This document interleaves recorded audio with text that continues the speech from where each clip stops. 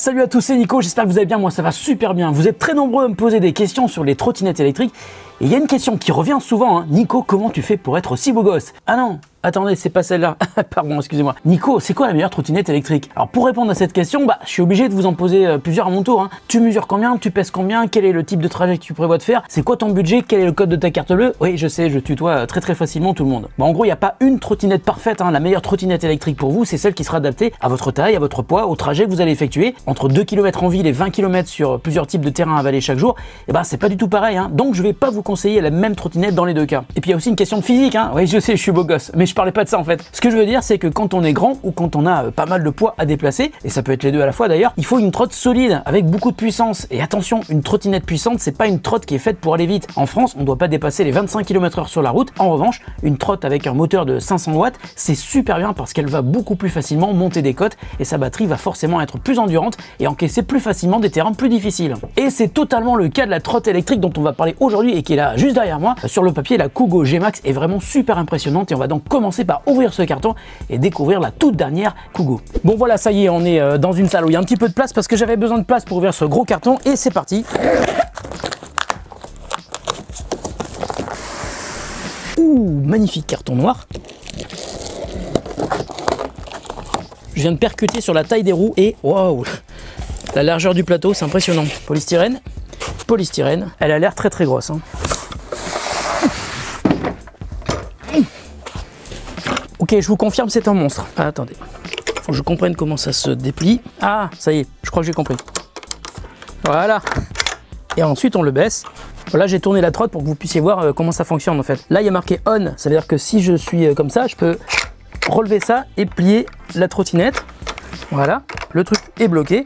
Et pour la remonter, hop, je rebaisse ça et je fais pivoter le truc qui est ensuite sur off. Et quand il est sur off, et évidemment on peut plus bouger, donc c'est totalement fixé. Alors dans le carton de la Kugo G-Max, il y avait deux vis. Ce sont les vis qui vont me permettre de fixer la potence, hein, tout simplement.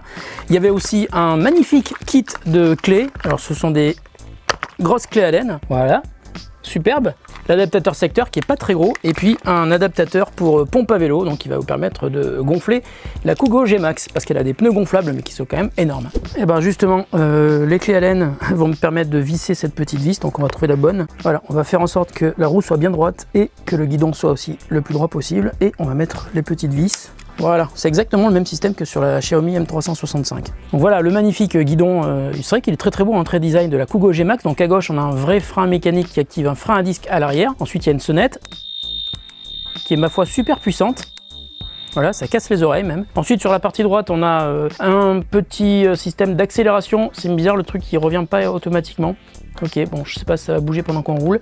Avec un bouton pour allumer, d'ailleurs on va allumer tout de suite. Et on a un écran au milieu qui est assez design lui aussi, avec un afficheur qui est très grand, qui affiche la vitesse, le niveau de batterie restante, et ça je sais pas ce que c'est, on verra plus tard. Et puis ça doit être le kilométrage total.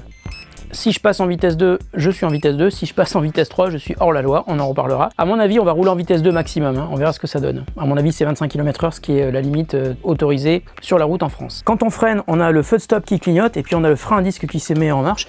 Il est super beau, hein, le système de frein à disque est rouge et il est magnifique. Il a l'air bien solide. Et à l'arrière, on a un catadioptre avec un autre catadioptre de chaque côté. Donc les catadioptres, hein, si vous savez pas ce que c'est, ça ne produit pas de lumière, ça ne fait que refléter la lumière des phares des autres voitures qui vous suivent ou qui sont sur les côtés.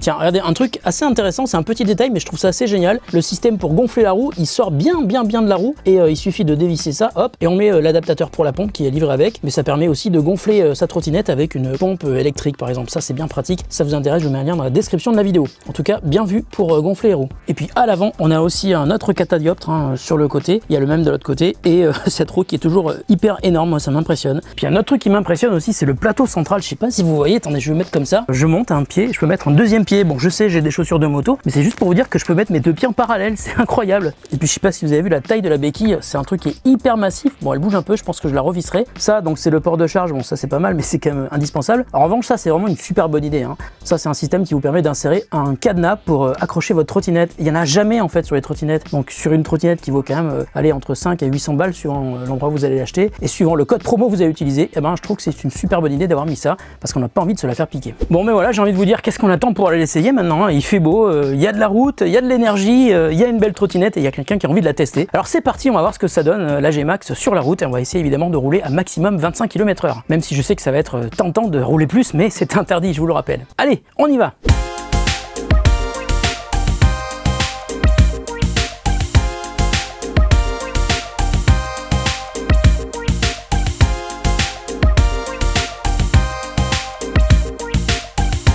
Bon, alors après de nombreux kilomètres parcourus sur plein de terrains différents, voici un feedback sur la Kugo G-Max. Alors je vous le disais, hein, c'est une trotte qui est assez lourde et puissante, mais elle est surtout assez massive. Hein. Pour la porter, il faut des bras solides hein, comme les miens, hein, parce que 18 kg c'est quand même pas tout léger, et du coup c'est pas vraiment la trotte idéale si vous imaginez emprunter les transports en commun. Alors au niveau des specs, la Kugo G-Max est plutôt bien fournie, hein, une batterie de 36 volts à 10,4 Ah, un moteur de 500 watts et une autonomie d'un peu plus de 30 km avec une vitesse de pointe de 35 km/h. Alors après tout ça c'est des chiffres, hein, et j'ai pu vérifier que c'est plutôt théorique, et j'avoue que pour la puissance, je suis un peu partagé. D'un côté, on atteint facilement les 30 km/h. Franchement, les 35, j'y suis jamais arrivé, mais je vous le rappelle, hein, vous pouvez être verbalisé si vous êtes mesuré par un radar à 30 km/h. Au-delà de 25 km/h, vous êtes théoriquement hors la loi sur la route, donc réservez cette vitesse au chemin privé ou dans la forêt. Mais ce qui est quand même bien, c'est qu'entre 25 et 30, cette petite différence de 5 km/h est quand même bien agréable quand vous pouvez vous le permettre, évidemment. Alors je trouve en revanche que la G-Max manque de dynamisme hein, sur la reprise. Quand vous accélérez, vous mettez un certain temps avant d'atteindre la vitesse maximum qu'elle permet par rapport à la vitesse que vous utilisez à ce moment-là. Elle est donc un peu poussive.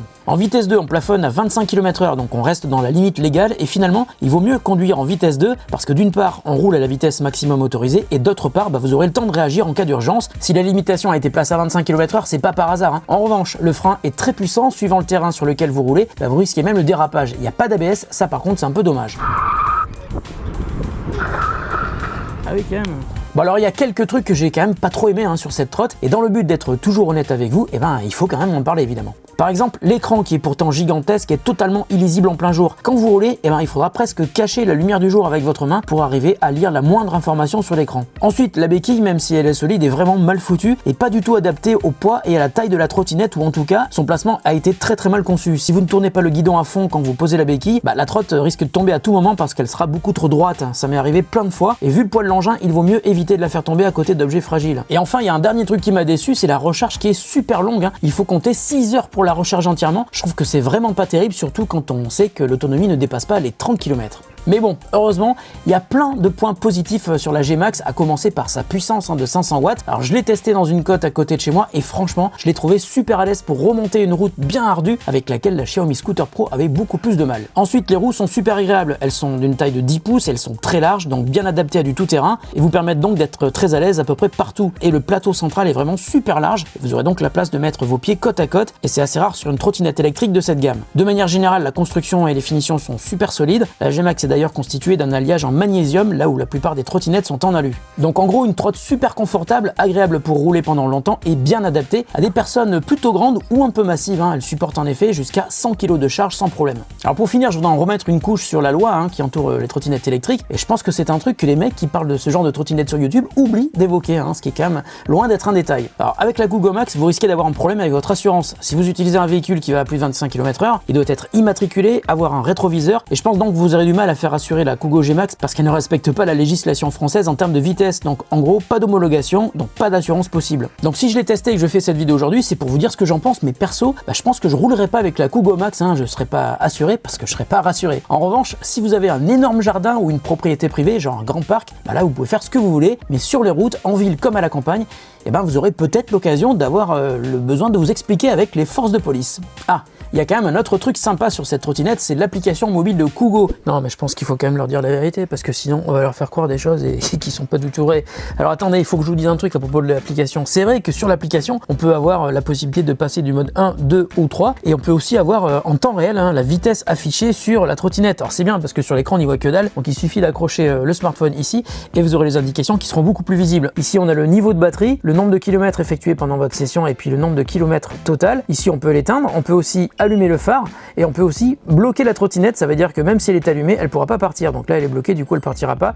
Mais là, elle est débloquée. En revanche, dès qu'on passe sur l'onglet qui permet de régler certaines fonctionnalités de la trottinette, ici, on va pouvoir définir le nombre de secondes avant la mise en route du régulateur automatique de vitesse. Là, on va par exemple mettre 3 secondes. Et en fait, j'avais remarqué la même chose sur un précédent test de trottinette Kugo. C'est une seule application pour toutes les trottinettes et une partie des fonctionnalités qui sont dans cette application n'ont aucun impact sur la trottinette. Et c'est le cas avec celle-là. Par exemple, le fait d'afficher plus ou moins fort le phare ou alors de régler plus ou moins fortement également le frein, et bien là, ça marche pas du tout. Donc le premier écran, ok, mais les réglages, pas du tout. Bon, alors maintenant, que vaut la G-Max face à d'autres trottinettes électriques? Clairement, son plus gros défaut, c'est le fait qu'il ne soit pas possible de la brider à 25 km/h, alors que la plupart des autres trottinettes de cette puissance qui sont vendues en France le sont, même si elles peuvent généralement toutes être débridées. Mais pour la Kugo Max, son avantage, c'est clairement son prix. Elle vaut un peu plus de 500 € chez Geek Buying. Là, carrément, c'est super intéressant par rapport à ses performances. Mais je vous le redis, normalement, et pour le moment, sans limitation de vitesse, cette Trot est illégale en France et c'est pour cette raison que même si je la trouve géniale, j'aurais quand même du mal à vous la conseiller. Bon, maintenant vous en savez plus, à vous de vous faire un avis et de décider en votre âme et conscience si elle vous intéresse.